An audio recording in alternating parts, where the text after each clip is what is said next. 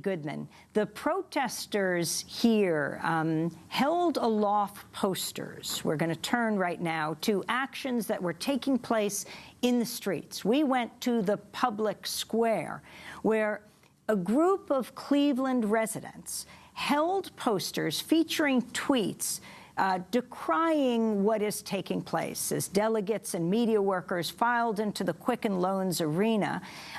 This was the big night of Donald Trump. These young Cleveland activists gathered at the public square talking about their concerns about their city and how it's been decimated. Economic policies that have left thousands unemployed and blighted neighborhoods, racial discrimination. Cleveland, one of the most segregated cities in the U.S., and a police force that is known around the country as the one 2 years ago where two officers came to a local recreational park and one shot dead a 12-year-old boy named Tamir Rice within 2 seconds of pulling up as he played with his toy gun. The protesters held aloft their posters that featured tweets decrying these policies. My name is Amanda King, and my sign basically says that we're tired of being an afterthought for safety. The RNC's platform the first night was Make America Safe Again, but some of us aren't safe in America, so that's why I'm here holding this sign. I'm holding this sign for young people who are gunned down in the street. I'm holding this sign for young Clevelanders who don't have a voice here at this RNC. Hi, so our movement is CLE over RNC. My first name's Samira, last name Malone. And these are Twitter discussions that we've been having all week. The centralized themes have been the everyday themes in the RNC. My tweet I said, how do you make America work when you're lining your pockets with money from privately owned prisons instead of creating jobs? That's the contradiction. My name is Alice Ragland, and the sign says $50 million spent on the renovation of a park, but the school system is failing. So basically, with that, I went to Cleveland Public Schools, and even before the whole school choice thing came, it was already failing. We had an extremely poor school. We had 20-year-old textbooks, and I tell you, it got absolutely no better when the charter schools moved in. It got no better. It actually got a little bit worse.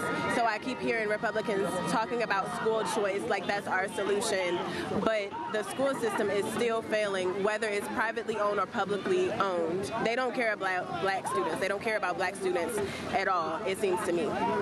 Can you read me yours? Sure.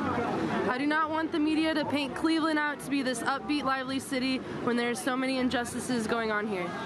Can you read me your sign? My sign says the black unemployment rates in Cleveland is higher than the black unemployment rate in the country. I'm Shamara Arki, and my sign talks about Tamir Rice. And so it's not about any candidate. I'm standing here holding this as a mother of two black sons. My sons are 6 and 9, and Tamir was 12. I'm standing here for all the mothers all over the country, all over the world that have lost their children to state violence, that have lost their children to police brutality. It is time for mothers to stand up and put our lives on the line for our children. This is what we are doing now. Can you read me your sign? Sure. Grown white men are openly carrying assault rifles in a city where one black child with a toy gun was killed by the police. Tamir Rice was 12 years old. He had a toy gun. They didn't wait. They shot him. They killed him. But you have grown white men waving assault weapons all over the place. Can you read me your sign? So the most segregated city in the whole country is still affected by redlining and gentrification. My name is Tatiana Atkinson, and I live in South Euclid, so a suburb of Cleveland. This is East Cleveland. We asked one of our friends just to take pictures of her neighborhood to show off the Cleveland that they're not showing during the RNC, and she went around and took a whole bunch of pictures that came out amazing. So just this is the potholes and the trash that like fill the city that $50 million came into. My name is Jennifer Longstreet. I'm from Cleveland, Ohio. Our point with the whole CLE over RNC issue is the fact that all these accommodations were made for this event, for the Republican National Convention, yet our city, the parts that they are not showing are falling apart. We have potholes the size of minivans. the inner city is falling apart. We have boarded up houses.